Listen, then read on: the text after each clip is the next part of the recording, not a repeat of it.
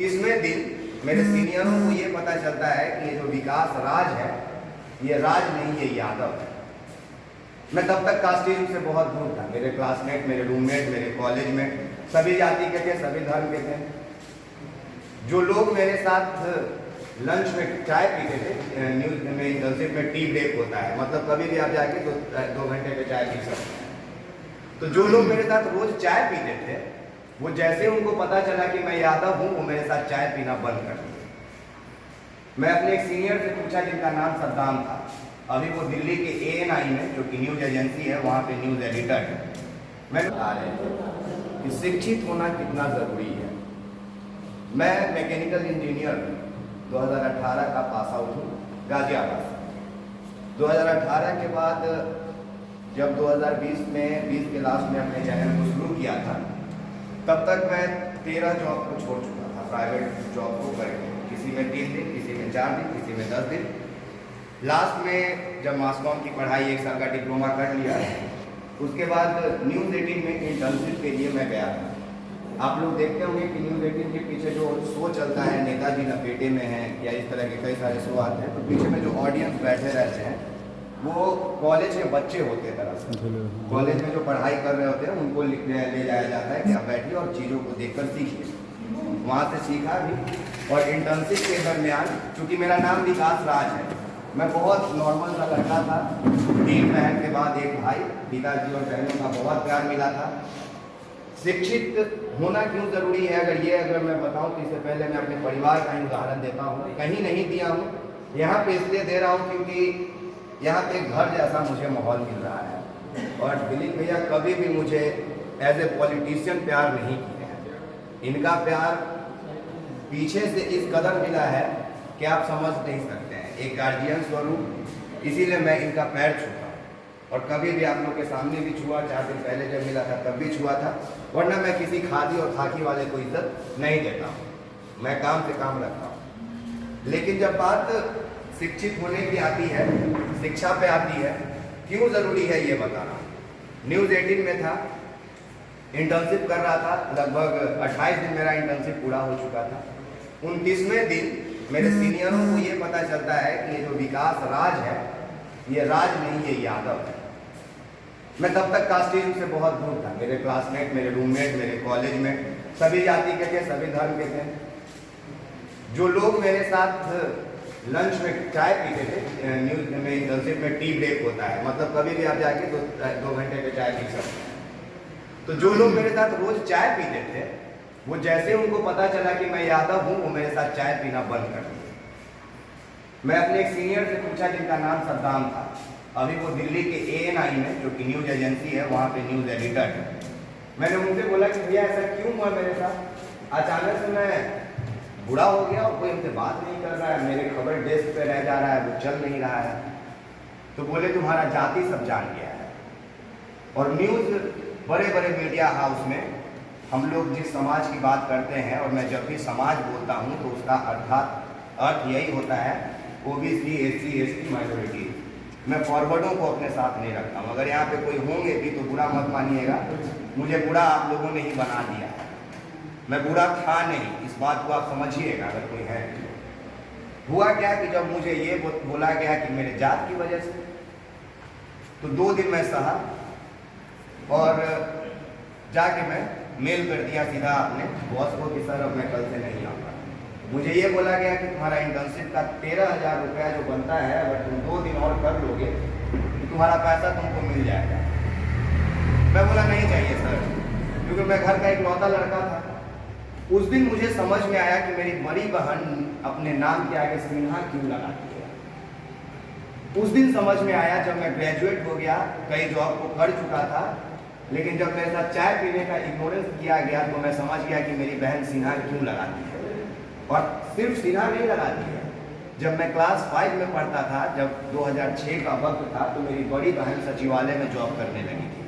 अभी वो जो RJD के पीछे एक नया कर विभाग बना है, कोई गए होंगे तो देखे होंगे, नया ऑफिस, उसमें मेरी दीदी का ऑफिस शिफ्ट हो गया, सेल टैक्स डिपार्टमेंट में है। बीच वाली मेरी जो बहन है वो सिंचाई विभाग में है, MIS सेल में क्लर्क में। जो सबसे छोटी बहन है, जो हमसे बड़ी है, मैं सबसे छोटा हूँ, वो पटना का एक सबसे बड़ा ट्रस्ट का आँख का हॉस्पिटल है, उसका अलग अलग जगहों पे कैंप लगता है, उसमें अभी वो एक पूरे बिल्डिंग की मैनेजर है। मेरी बहन ने तब तक अपने ऑफिस वालों को नहीं बताया था कि मैं उसका भाई हूँ, जब तक उसको ये एहसास नहीं हो गया कि मेरा भाई इतना प्रबल है कि अगर कुछ होगा तो ये सीना पे पैर रख के चीर देगा।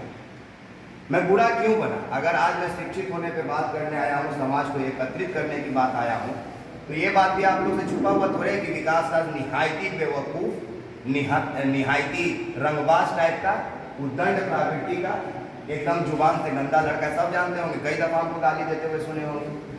क्यों देता हूं मैं गाली और क्यों हमें संगठित होने का जरूरत है, ये समझना होगा। अभी हमारी लड़ाई सबसे बड़े, इस देश के सबसे बड़े यूट्यूब के जर्नलिस्ट मनीष कश्यप से हुई थी, आप लोग सभी जानते हैं। मेरा नाम अक्सर जोड़ा जाता है, तो खुल के बोलने में भी हमें तकलीफ नहीं होता है। मैंने 2 साल पहले उसके ऊपर खबर चलाया था जब अयांश प्रकरण आया था, और अयांश प्रकरण के पहले मैं 9 महीना 10 महीना तक एक्सपोज मीडिया चला रहा था। सुपौल से लेके मधुबनी से लेके कैमूर तक की आदिवासी जिंदगी को दिखा रहा था। मैं बहुत विवादों से दूर था, मेरे पास फॉलोअर्स थे, मैं कमा भी रहा था, लेकिन जब अपने बिहार को लूटता हुआ देखा ना तो बर्दाश्त नहीं हुआ। रक्षाबंधन का वो दिन था, अपनी बहनों से राखी बंधवा के, और उसी दिन सबसे पहले डेहरी गए थे, सब लोग जानते होंगे जो उस खबर को देखते हैं। जब मैं डेहरी में जाकर उनके पिताजी का इंटरव्यू लेके आया तो पहली दफा विकास राज वहीं पे गंजेड़ी हुआ था। याद होगा कि मनीष कश्यप और उसके 4 पत्रकारों का एक ग्रुप भेजा गया था, और वहां पे जाके खबर चलाया था कि विकास राज 400 रुपया मांग रहा था आके। याद होगा कि 400 रुपया मांग रहा था। जो लड़का पटना से 200-2000 का तेल लगा के जा सकता, वो 400 का गुटखा का पैसा मांगा था अयांश के दादाजी से। मैं सुना, मैं शांत रह गया, मैं खबरों को दिखाया। विरोध आप लोग कोई नहीं झेले होंगे, उस विरोध को, जिस विरोध को मैंने झेला है। कोई जाति धर्म मेरे साथ नहीं था। इकलौता विकास राज और उसका मोबाइल उसके हाथ में था। जिस वीडियो को बनाते थे पसीने से मैं तरबतर रहता था। मैं अपने माता और अपने पिता को अपने घर से दूर भेज दिया था। मैं खुद अपने घर को छोड़ दिया था, क्योंकि एक ऐसा परसेप्शन क्रिएट किया गया था, एक ऐसा नैरेटिव फैलाया गया था कि कब मेरे घर पे लोग पथराव कर देंगे उस बच्चे के लिए, ये कोई नहीं जानता था। फिर भी मैं अपनी बातों पे अड़ा रहा। मैं निमहंस ऐसे प्राइवेट हॉस्पिटल में गया, और जहाँ पे आज लोग ट्विटर ट्रेंड कराते हैं और फेसबुक पे ट्रेंड कराते हैं, मैं 2 साल पहले निमहंस को हिला दिया। वहाँ से जाके उसका मेल आईडी वायरल कर दिया और बोला कि पूरे बिहार के लोग जिनको सच जानना है वो इस हॉस्पिटल को मेल कीजिए कि बिहार से कोई बिहार का बेटा जाके बिहार के बिहाफ पे आपसे सवाल कर रहा है कि अगर अयांश के मामले में कोई भी जानकारी आपके पास है तो आप दीजिए। 13,000 मेल गया था। जिस राज्य में 13 करोड़ की आबादी हो, जिस राज्य में 13 लाख लोगों ने डोनेशन दिया हो, वहां से 13,000 लोगों ने मेल किया था। सवालों के जवाब सब जानना चाहते थे, लेकिन शायद सबको मेल नहीं करना आता होगा। कई लोग मेल हमको कर रहे थे, निमहंस को छोड़ के कि मेरा भाई गया है, आप जवाब दीजिए। मैं इग्नोर कर रहा था।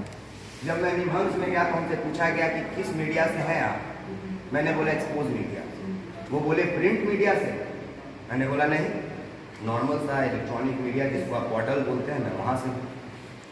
बोले आपके नाम का 13,000 मेल आया है। बिठाया, पानी पिलाया और मुझे 4 लाइन का वहाँ से जवाब दिया गया कि हाँ अयांश का इलाज तो यहाँ नहीं हुआ है पर लेटर इशू हुआ है। मैं वो सभी बातों को रख दिया। क्यों मैं ये बात बताया जानते हैं? क्योंकि शायद मैं पढ़ा लिखा नहीं रहता तो मैं दब जाता। अगर मुझे ये नहीं पता होता कि एम्स का प्रिस्क्रिप्शन कैसा होता है तो मैं उसके फर्जीवाड़ा को नहीं पहचान पाता।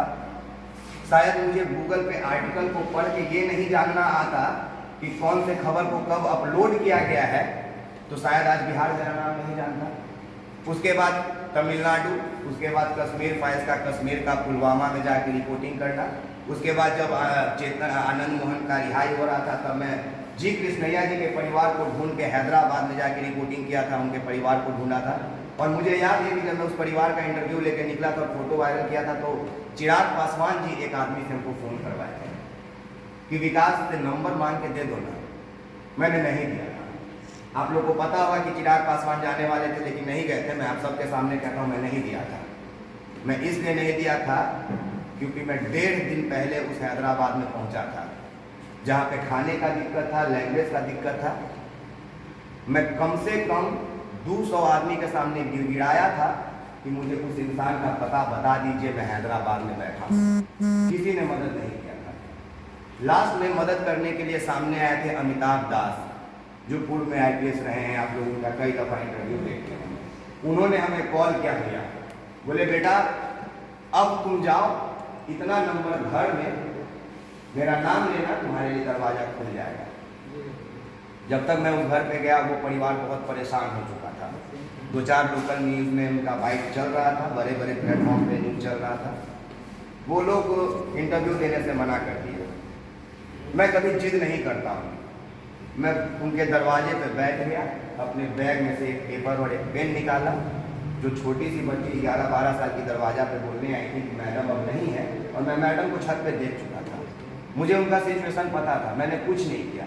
मैं उनके दरवाजे पे बैठा और एक पूरा पन्ना भर दिया, लेटर लिख दिया इंग्लिश में कि मैं पटना से आया हूँ, क्यों आया हूँ, मुझे आपसे क्या सवाल करना है, पटना में अभी क्या हो रहा है, आपके बारे में पटना में क्या बोला जा रहा है, बिहार के लोग आपसे क्या चाहते हैं, मैं ये सवाल करने आया हूँ। मैं लेटर को लिखा, उस लेटर को उस घर के अंदर भेजा गया। 15 मिनट बाद वही छोटी बच्ची बड़ी इज्जत से हमें ले चुके उस घर में। मैं पहले 1 घंटा बैठ के बात किया, उसके बाद इंटरव्यू। मैं वापस आ गया। मैं दुश्मन बनते गया लोगों का, क्योंकि मैं दलितों के साथ खड़ा होने लगा था। क्योंकि मैं जब वैशाली के राकेश पासवान की हत्या इसलिए कर दी गई थी कि वो अगले दिन अंबेडकर जयंती के दिन जुलूस निकालने वाले थे, सिर्फ इसलिए उनकी हत्या कर दी। उनके घर पर पहुंचकर बदमाशों ने गोली मार दिया था, क्योंकि वो अगले दिन यात्रा निकालने वाले थे। मैं गया, उस खबर को किया। सतीश बाबू भी मेरे साथ थे, नमस्ते बिहार वाले। खबर करने का असर ये हुआ कि बात आगे बढ़ी, कई लोगों तक उस बात को पहुंचाया गया। अमर ज्योति जो कि दलित सेना के, जो रावण जी के पार्टी के जो हैं पटना के, वो लोग पहुंचे और कई नेता लोगों का आना जाना वहाँ होने लगा। सुबोध राय की हत्या हो गई थी शिवहर में, तब मैं रिपोर्टिंग करने गया था, तो लात मार दिया गया था मेरे बाइक पे, वो अलग बात है। कुछ दिन पहले सोनपुर में एक बड़े लोगों का, बड़ा विचारधारा वाला का एक व्यक्ति को इसलिए मार दिया था क्योंकि उसके यहाँ वो बर्तन धोने नहीं गया था जन्मदिन पे, एक छोटी सी बच्ची का, आप लोगों को पता हो, सोनपुर में। पूरा पटेल समुदाय उस दिन साथ गए हुए थे, मैं भी वहाँ गया, न्यूज़ कवर किया और उस न्यूज़ को पब्लिश किया। उसके बाद मोतिहारी में एक मसला निकल के आया था, बाल और छील दिया था उज्जवल नाम के व्यक्ति का, थूक चटवा दिया था, मैं वहाँ न्यूज़ किया। उसके बाद उत्तर प्रदेश में एक शालिनी नाम की लड़की थी, बच्ची, अपनी बहन, 15 साल उसका उम्र था। भारतीय जनता पार्टी के कथित युवा नेताओं ने उसके साथ इस कदर दरिंदगी किया था कि उसकी मौत हो गई। उसकी बहन इंटरव्यू देते देते फफक के रोने पर लगी थी। उसकी बहन लखनऊ जाके पढ़ाई करने से डिनाई कर चुकी थी, जो बड़ी बहन थी उससे डर गई थी। मैं उस दरवाजे पे जाके पत्रकारिता तो किया, साथ ही उस बहन का भाई बन के आया और ये हिम्मत दिलाया कि जब भी ज़रूरत पड़ेगी मैं आ जाऊँगा लखनऊ पर, या जहाँ बोलिएगा मैं आ जाऊँगा। इसी तरह परसों का एक घटना है, जो परसों ट्रेन पलट गया रघुनाथपुर में। इन सब बातों को क्यों बता रहा हूँ मैं लास्ट में बताऊँगा, क्योंकि जाति पे बोलते हुए तो हमको खूब सुनते होंगे कि मैं जाति विरोधी हूँ, तो किसका विरोध करता हूँ, उस पर मैं नहीं जाऊँगा। सिर्फ कामों से ये समझाऊँगा कि संगठित होना क्यों ज़रूरी है और अपने काम को करते रहना कितना ज़रूरी है, और वही काम आपको मजबूत बनाता है। परसों का बात है, ट्रेन पलट गया रघुनाथपुर में। हम लोग जब 11 बजे वो खबर वायरल हुआ, जब ट्वीट होने लगा, तो हम लोग के पास अचानक फ़ोन का संख्या बढ़ गया। तो एक मोहम्मद भारती करके कोई मेरे फेसबुक पर फ्रेंड है, उन्होंने हमको मैसेज किया कि विकास भैया, हमारे एक मित्र हैं, वो उस ट्रेन से आ रहे थे, उनका सगा जो मेरा भाई है वो मौत हो गया उसका। वो अभी मैंने न्यूज़ चलाया था भैया, रघुनाथपुर के सदर हॉस्पिटल में वो भर्ती हैं, डेड बॉडी उनके पास रखा हुआ है, अगर आप चले जाते तो मेहरबानी होता। हमने उनका नंबर मांगा।